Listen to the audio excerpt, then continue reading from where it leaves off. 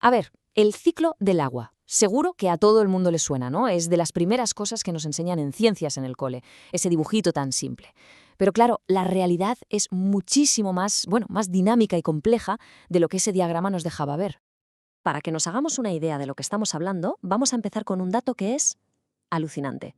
El agua que hay hoy en la Tierra es la misma que bebían los dinosaurios hace 65 millones de años.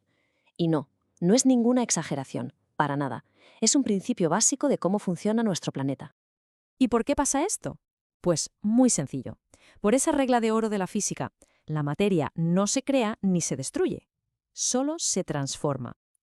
Y el agua, claro, es materia. Así que cada gota, absolutamente cada gota de agua, tiene una historia increíblemente larga, de millones y millones de años. Vale, pues vamos a empezar por lo básico, por ese circuito clásico que seguro que todo el mundo tiene en la cabeza. El que nos aprendimos en el colegio, ¿verdad? El ABC del viaje del agua. El punto de partida de todo esto es la evaporación. Es muy fácil. El sol calienta el agua, ya sea del mar, de un río, y esa energía la convierte de líquido a gas. A eso lo llamamos vapor de agua. Imaginemos la luz del sol pegando fuerte sobre la superficie de los océanos, los lagos, los ríos. Bueno, pues esa energía es la que hace la magia. Transforma el agua líquida en un vapor que no vemos, un vapor invisible, que empieza a subir y a subir hacia la atmósfera. Ahí empieza su viaje. ¿Y después qué pasa? Pues llega la condensación. Es el paso contrario. A medida que ese vapor de agua va subiendo, se enfría. Y al enfriarse, vuelve a ser líquido.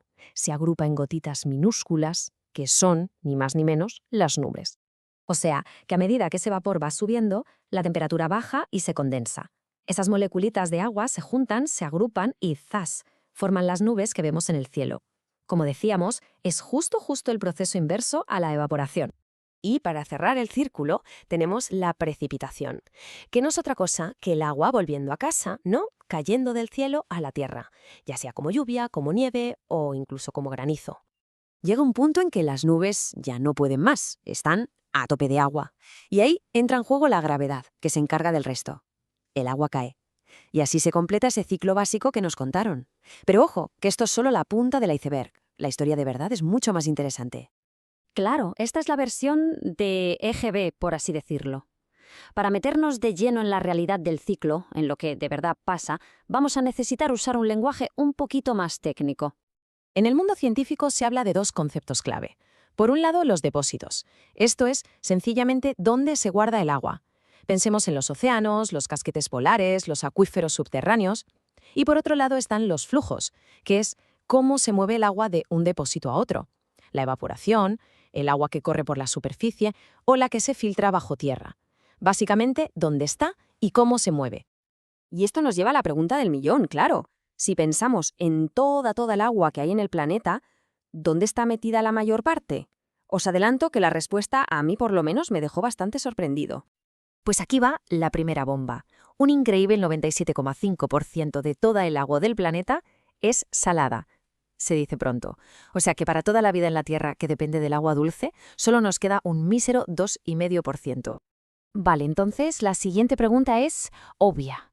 Ese pequeñísimo porcentaje, ese 2,5%, ¿dónde está? ¿Dónde está esa agua dulce que es tan vital para nosotros? Y agarraos, que viene la segunda sorpresa. De esa pequeña porción de agua dulce, resulta que casi el 70% está congelada, en glaciares y casquetes polares, intocable. Otro 30% está escondido bajo tierra. Y el agua que vemos a simple vista en lagos y ríos, pues es una cantidad ridícula, apenas un 1% del total de agua dulce. Alucinante.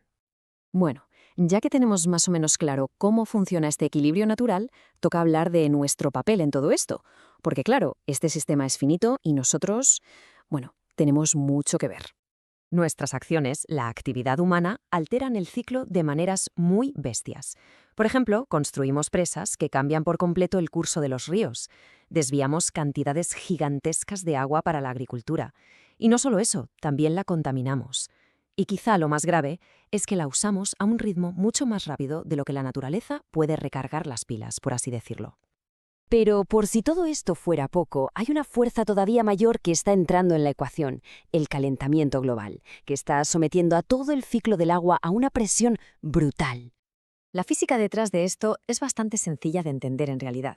Pensemos en el aire caliente como si fuera una esponja más grande, con más capacidad de absorber.